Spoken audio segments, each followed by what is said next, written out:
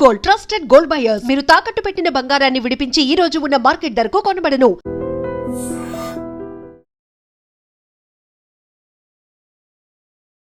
నమస్తే, నేను Kavitha. Welcome to iDream news and నిజాలు. జూబ్లీ హిల్స్ బై ఎలక్షన్, ఆ తర్వాత బీహార్ అసెంబ్లీకి జరిగినటువంటి ఎలక్షన్స్ తర్వాత ఎంఐఎం చీఫ్ అసదుద్దీన్ ఓవైసీ కీలకమైనటువంటి వ్యాఖ్యలు చేశారు. జూబ్లీ హిల్స్లో కాంగ్రెస్ అభ్యర్థి నవీన్ యాదవ్కి నేను సపోర్ట్ చేశాను తప్ప కాంగ్రెస్ పార్టీకి కాదు అనే మాటని చాలా క్లియర్గా చెప్పారు. ఆ తర్వాత బీహార్లో ఎంఐఎం పార్టీ కాంగ్రెస్కి వ్యతిరేకంగానే వర్క్ చేసింది అనేలా ఆయన చేసినటువంటి వ్యాఖ్యల్ని ఎలా చూడాలి? ఎంఐఎంకి కాంగ్రెస్ పార్టీకి మధ్య ఫ్రెండ్షిప్ కట్ అయిపోయిందా? అలా అయితే తెలంగాణలో జిహెచ్ఎంసీ ఎలక్షన్స్కి సంబంధించి ఈ రెండు పార్టీల స్ట్రాటజీ ఎలా ఉండబోతోంది? మనతో పాటుగా ఉన్నారు సీనియర్ జర్నలిస్ట్ సురేష్ కొచ్చాతిల్ గారు. సార్ నమస్తే. సో ఎంఐఎం అనేది ఎవరైతే పవర్లో ఉంటారో వాళ్ళకే ఫ్రెండ్షిప్ ఉంటుంది అనే మాట. స్వయంగా జూబ్లీ హిల్స్ బై ఎలక్షన్లలో నేను నవీన్ యాదవ్కే మద్దతు ఇస్తున్నాను, ఎంఐఎం పార్టీ నవీన్ యాదవ్కే సపోర్ట్ అని చెప్పారు. బట్ అక్కడ ఒక కండిషన్ లాగా అప్పుడు ఏం చెప్పలేదు. ఆ క్లాజ్ ఏంటంటే ఒక బ్రాకెట్లలో పెట్టాలా లేకుంటే అండర్లైన్లో చూసుకోవాలా, నవీన్ యాదవ్కు మద్దతు తప్ప కాంగ్రెస్ పార్టీకి కాదు. అక్కడ క్లియర్ డెఫినేషన్ అనేది కాంగ్రెస్ పార్టీకి అర్థమైందా? ఇప్పుడు అర్థమై ఉంటుంది. ఎందుకంటే ఆ రోజు అజరుద్దీన్ క్యాబినెట్ తీసుకోవాల్సింది ఇంత అర్జెంట్ ఏముండే, అర్జెన్సీ ఇదే అన్నమాట. వాళ్ళకి డౌట్ ఏముండే అంటే ఈయన ఓవైసీ గారు చెప్పారు కానీ క్యాండిడేట్ నేను పెట్టమేమో అని చెప్పారు. సపోర్ట్ చేస్తారో ఉన్నా లేదో అని నాకు డౌట్ ఉండే. కానీ దాని తర్వాత ఆయన బీహార్లో ఉన్నప్పుడే నేను ఒక ఇంటర్వ్యూ చూశాను ఆయనది.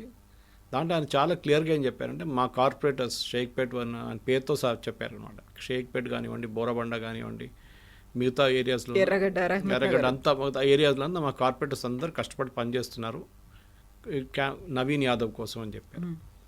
ఇప్పుడు నిన్న ఇచ్చిన స్టేట్మెంట్లో ఈ క్లారిటీ వచ్చేసింది. ఇప్పుడు చాలా క్లియర్గా చెప్పారు, నేను కాంగ్రెస్ పార్టీని సపోర్ట్ చేయలేదు, నేను సపోర్ట్ చేసింది నవీన్ యాదవ్ని అని చెప్పేసి యాజ్ అన్ ఇండివిజువల్. దీంట్లో ఒక పెద్ద లోడెడ్ మెసేజ్ ఉంది కవిత గారు. మనం ఎప్పుడు అనుకుంటే దీంట్లో ఆయన చెప్పిన దాంట్లో కొత్తది ఏముంది అనేది, కొత్తది ఉంది చాలా మటుకు. అదేంటంటే బేసిక్లీ అది బీహార్ ఎలక్షన్ నుంచి ఫ్లో అవుతుంది. అది ఓకే, బీహార్లో ఎలక్షన్ కన్నా ముందు, అనౌన్స్మెంట్ కన్నా ముందు వీళ్ళు ఒక అలయన్స్లో ఎంఐఎం కూడా తీసుకుందామని చెప్పి ఎంఐఎం వాళ్ళు అప్రోచ్ అయ్యారు కాంగ్రెస్ మహాగఠబంధన్ని. కానీ తేజస్వి యాదవ్ కానీ రాహుల్ గాంధీ కానీ అసలు పట్టించుకోవట్లేదు. మాకేం అక్కర్లేదు మీ అలయన్స్ అని చెప్పి రిజెక్ట్ చేసి పడేశారు ఎంఐఎంది ప్రపోజల్ని. ఆ కోపం ఉంది ఓవైసీకి. ఇంకా ఇప్పుడు కాదు, దీనికన్నా ముందు కూడా చాలా టైంలో అలయన్స్కి వెళ్తే ఓవైసీని పక్కన పెట్టేస్తున్నారు. దానికి కారణాలు చాలా ఉన్నాయి. వీళ్ళిద్దరు అడ్రస్ చేస్తున్న ఆడియన్స్ ఒకటే ఆడియన్స్, ముస్లిం ఓట్ బ్యాంక్. కాంగ్రెస్ వాళ్ళ థింకింగ్ ఏంటంటే వాళ్ళేం అర్థం చేసుకుంటారు అంటే ముస్లిం ఓట్లని మాకే వస్తుంది, ఇంకా వరకు వేస్తారు ముస్లింలు. కానీ ఓవైసీ ఏమంటున్నారు, నేను ఒక చార్మినార్ పార్టీని తీసుకెళ్ళి ఆల్ ఇండియా పార్టీ చేస్తాను. దానికి దీనికన్నా ముందు మహారాష్ట్రలో పోటీ చేసి ఔరంగాబాద్ నుంచి కలిసారు ఎంపీ. అది కాకుండా చిన్న చిన్న ఎలక్షన్స్ అక్కడిక్కడ కలిసారు. లాస్ట్ ఎలక్షన్ బీహార్లో 5 సీట్లు వచ్చినాయి, ఇప్పుడు వచ్చిన కానీ. కానీ దాంట్లో 4 ఆర్జేడీ కొనుక్కున్నారు ఎమ్మెల్యేలు. అదే ఒక కోపం ఉండే ఆయనకి. ఇంత కష్టపడి పనిచేసి ఇన్ని స్పీచ్లు ఇచ్చి ఇంత డబ్బులు ఖర్చు పెట్టి చేసిన తర్వాత మీరు ఆ ఎమ్మెల్యేని కొనుక్కున్నారు ఎందుకు అని చెప్పేసి. సో ఈసారి కూడా సపరేట్గా పోటీ చేశారు, 45 స్థానాల్లో పోటీ చేశారు బీహార్లో. ఇంకో అలయన్స్ కూడా పెట్టుకున్నారు వాళ్ళు చిన్న చిన్న పార్టీలతో. ఇప్పుడు వినలేదు అట్లాంటి పేర్లన్నీ, కానీ ఆయన ఒక థర్డ్ అలయన్స్ ఉండే, అక్కడ 2 అలయన్స్ కూడా మూడో అలయన్స్ కూడా ఉండేను. కానీ ఏం జరిగింది చూడండి, ఫైనల్ రిజల్ట్లో ఓవైసీ గారికి 5 సీట్లు వచ్చినాయి, అంటే ఎంఐఎంకి 5 సీట్లు వచ్చినాయి. 6వ సీట్ చాలా నారో మార్జిన్తో ఓడిపోయారు. కాంగ్రెస్కి ఎన్ని వచ్చినాయి? 6 వచ్చినాయి. సో ఆల్మోస్ట్ ఈక్వల్ అన్నమాట. ఒక రీజనల్ పార్టీ ఎంఐఎం, ఒక నేషనల్ పార్టీ కాంగ్రెస్కి almost equal number of seat. ఒక స్టేట్ లైక్ బీహార్, అది కూడా ఓవైసీ ఒరిజినల్ గ్రౌండ్ కాదు, ఒరిజినల్ హైదరాబాద్ నుంచి బీహార్కి వచ్చి క్యాంపెయిన్ చేసి అక్కడ 5 సీట్లు తెచ్చుకున్నా అంటే రియలీ క్రెడిటబుల్. సరే, ఆయన ఓట్ బ్యాంక్కి అపీల్ చేశాడు, దాంట్లో డౌట్ లేదు. సీమాంచల్ ఏరియాలో ఎస్పెషల్లీ కిషన్గంజ్ కానీ అరారియా కానీ ఇట్లాంటి కాన్స్టిట్యున్సీలో ముస్లిం పాపులేషన్ చాలా ఎక్కువ.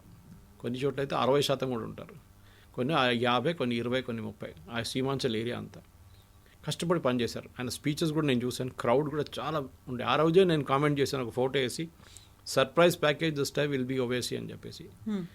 సర్ప్రైజ్ ప్యాకేజ్ ఎందుకంటే ఎంత ఓట్లు గుంజుకుంటారో ఈ అలయన్స్ నుంచి, that is Muslim Yadav vote bank ఉన్న ఆర్జేడీ నుంచో కాంగ్రెస్ నుంచి ఎన్ని ఓట్లు గుంజుకుంటారో దాని మీద ఉంటుంది ఫైనల్ అవుట్కమ్ అని చెప్పి.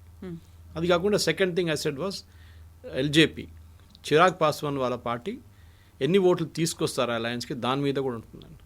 వాళ్ళు 29 పోటీ చేసి 19 గెలిచారు, which is really good. Manjhi also 4 సీట్లు తీసుకున్నారు, మిగతా వాళ్ళు ఇంకో పార్టీ వాళ్ళు కూడా 4 సీట్లు తెచ్చుకున్నారు. క్రెడిటబుల్ ఆర్ఎల్ఎం అని చెప్పి ఇంకో పార్టీ. ఓవరాల్ చూస్తే 202 సీట్లు వచ్చినాయి.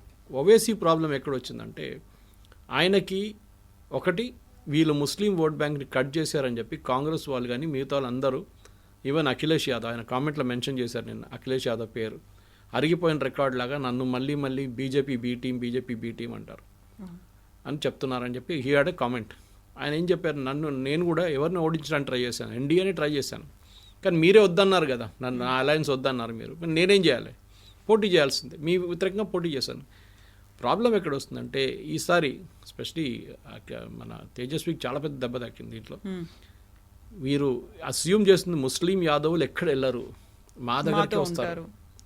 కానీ ఫస్ట్ టైం కదా, సెకండ్ థర్డ్ టైం కూడా వాళ్ళు ఏమంటున్నారు, మాకు ఒక ఆప్షన్ ఉంది కదా, ఓవైసీ లాంటి వాళ్ళు ఉన్నారు. సో 50% కన్నా పాపులేషన్ ఉన్న లేకుంటే 40% పాపులేషన్ ఉన్న ముస్లిం కాన్స్టిట్యున్సీలు అందరూ ఎంఐఎంతోనే వెళ్ళిపోయారు. ఈవెన్ 30% ఉన్నా కూడా 30 is good enough to win the election. 32% ఉంటే మీకు గెలవచ్చు, మీరు ఒక 10% 5% ఎక్స్ట్రా తీసుకొస్తే యూఆర్ త్రూ. అట్లాంటి కాన్స్టిట్యున్సీలో గెలిచారు. ఇంతకు నేను చేస్తున్న అనాలిసిస్ 243లో నేను ఆల్మోస్ట్ 110 కాన్స్టిట్యున్సీలు అనలైజ్ చేశాను ఇప్పుడు దాకా.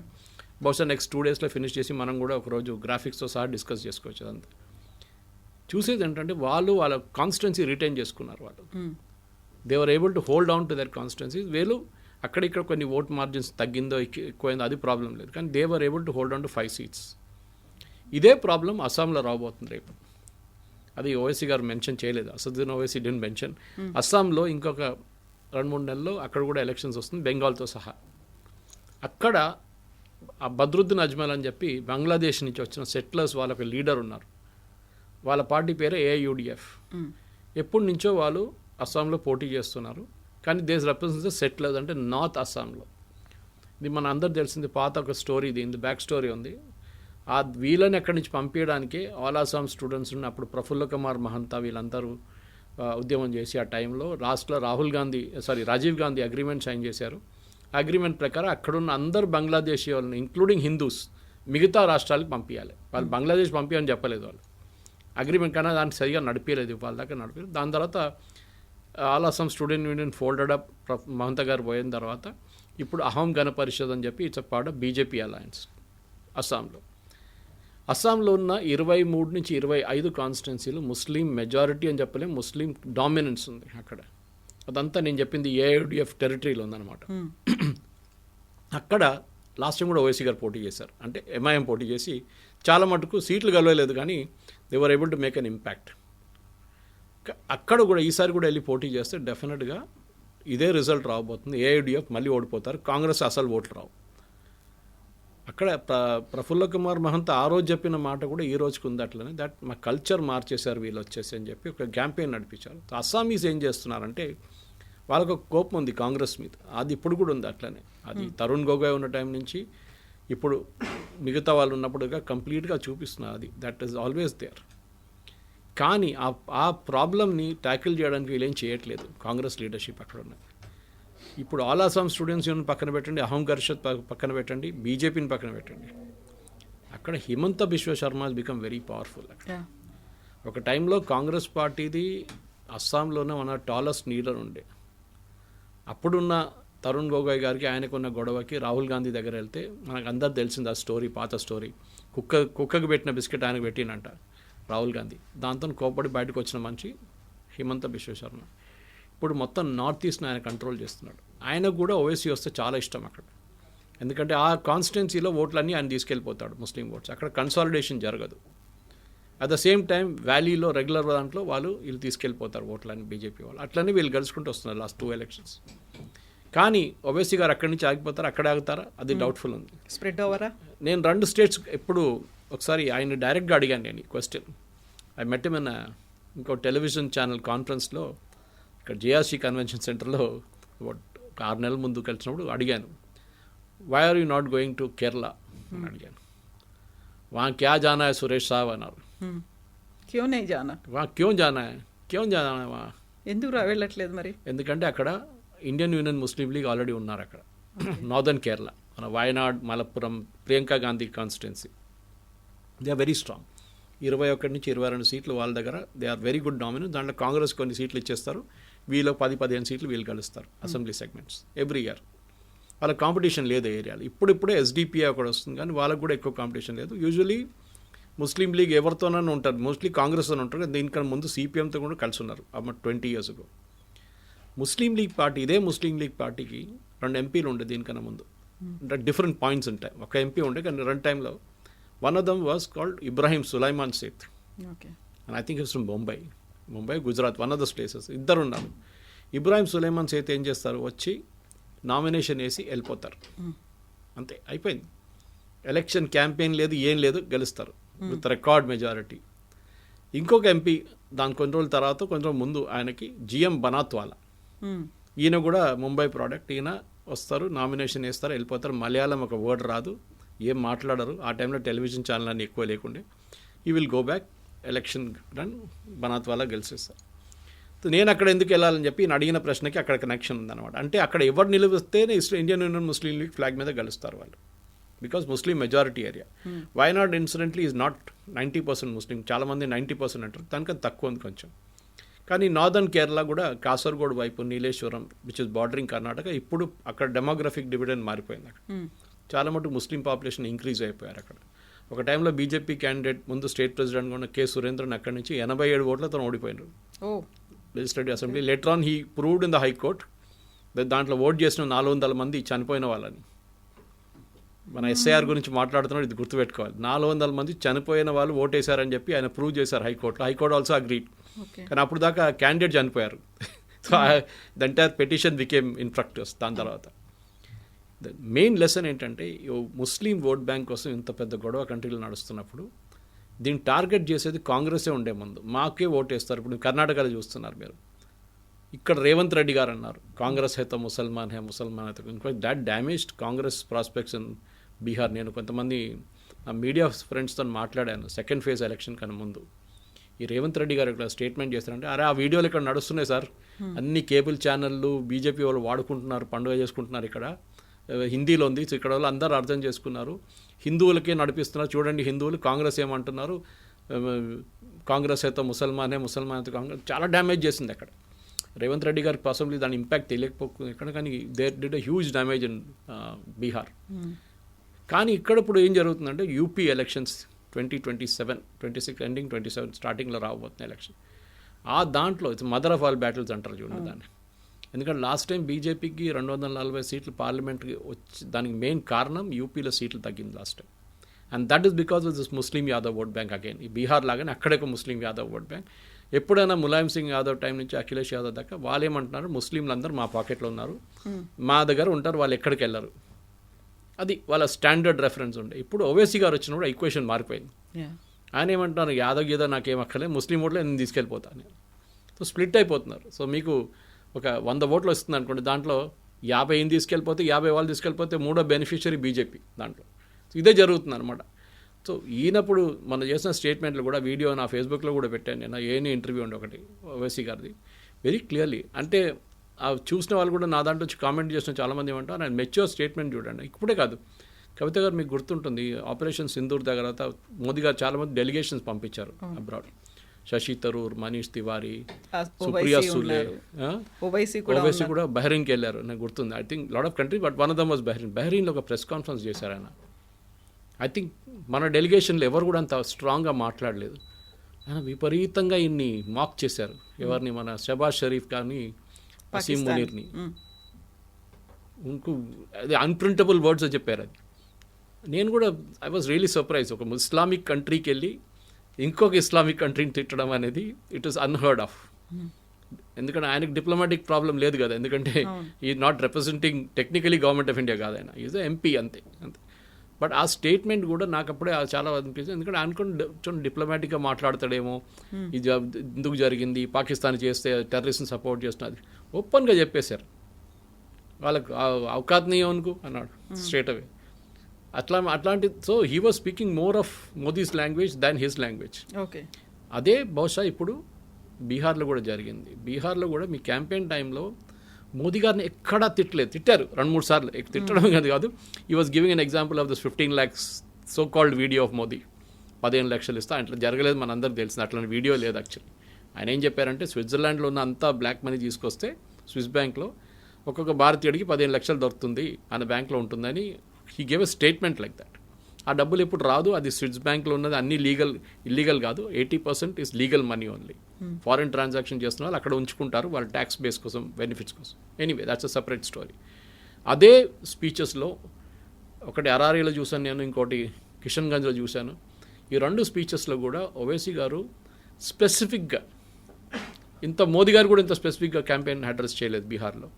స్పెసిఫిక్గా లాలూ ప్రసాద్ యాదవ్ టైంలో పేపర్ చేతిలో ఉండే ఆయన ఎన్ని కమ్యూనల్ ఇన్సిడెంట్స్ జరిగింది, ఎన్ని రేప్ కేసెస్ జరిగింది, ఎన్ని మర్డర్ కేసెస్ జరిగింది, ఎన్ని కిడ్నాపింగ్ కేసెస్ జరిగింది, మొత్తం లిస్ట్ తీశాడు, ఒక దోబీ లిస్ట్ లాగా చెప్పుకుంటే వెళ్తున్నారు. ఓకే, ఈరోజు ఇట్లా ఇక్కడ జరిగింది, ఎప్పుడున్నారు government, Lalu Prasad Yadav, next next next next అని చెప్పుకున్నాను. అంటే he was attacking RJD, not even కాంగ్రెస్ని అసలు లైట్ తీసుకున్నాడు ఆయన. తెలుసు, ఇప్పుడు మనకు తెలిసిపోయింది ఎందుకు కారణం అని. కాంగ్రెస్ అసలు ఓట్లు లేవు అక్కడ, వాళ్ళకు ఉన్న ఓట్లు ఏమో ఇక్కడి నుంచి వచ్చింది, ఆర్జేడీ వైపు నుంచి వచ్చింది, వాళ్ళకు ఓన్ బేస్ లేదు బీహార్లో.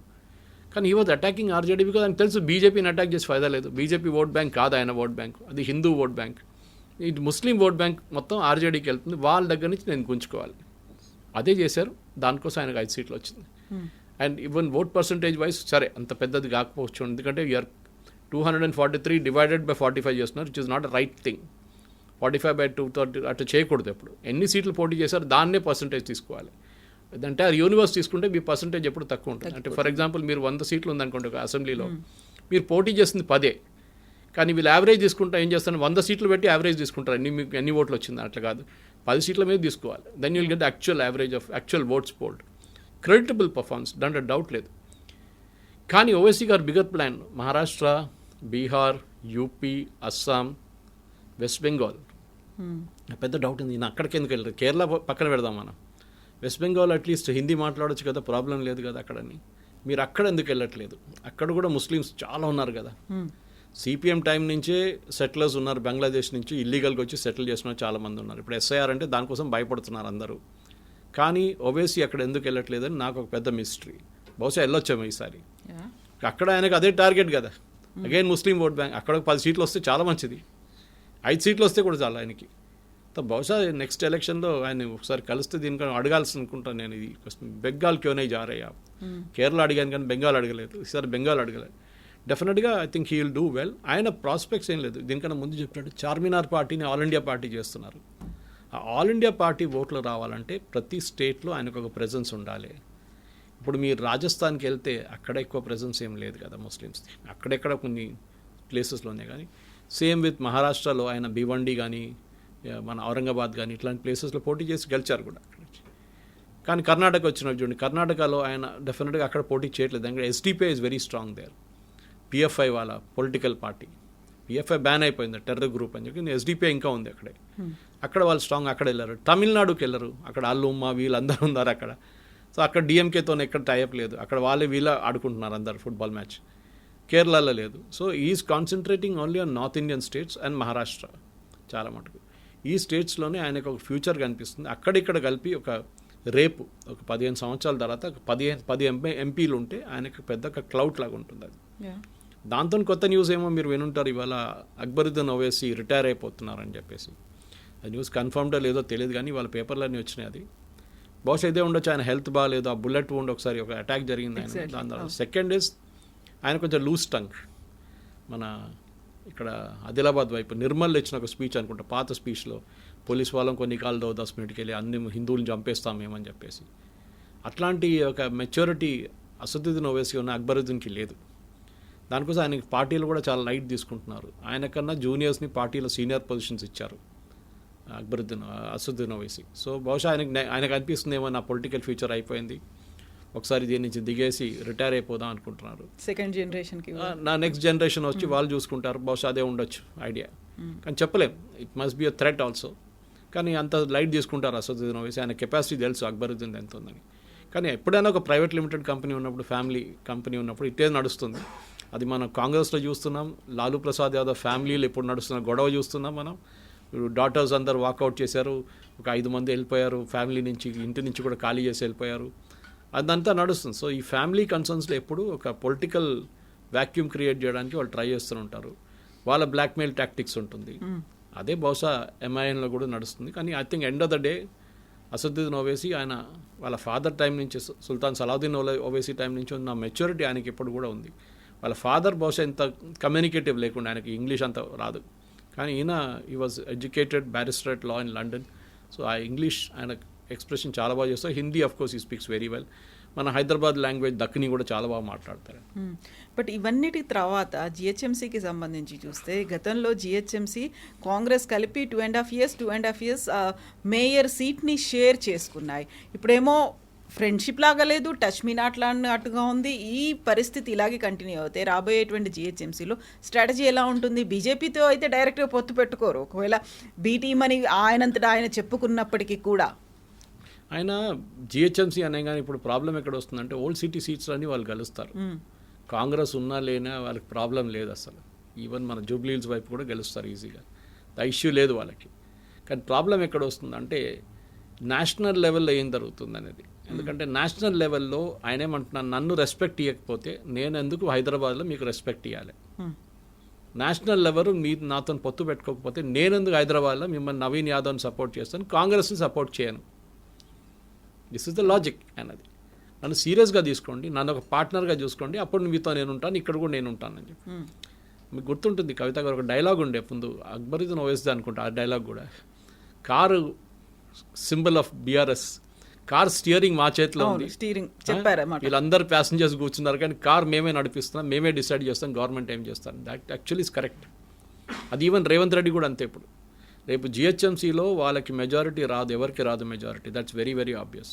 బీజేపీ కానీ కాంగ్రెస్ కానీ ఎంఐఎంకి ఎవరో ఇద్దరు పొత్తు పెట్టుకోవాలి. అప్పుడు బీఆర్ఎస్ ఉన్నప్పుడు వీళ్ళు వాళ్ళతో పొత్తు పెట్టుకున్నారు, ఇప్పుడు కాంగ్రెస్ వస్తే రేపు కాంగ్రెస్తో పెట్టుకుంటారు.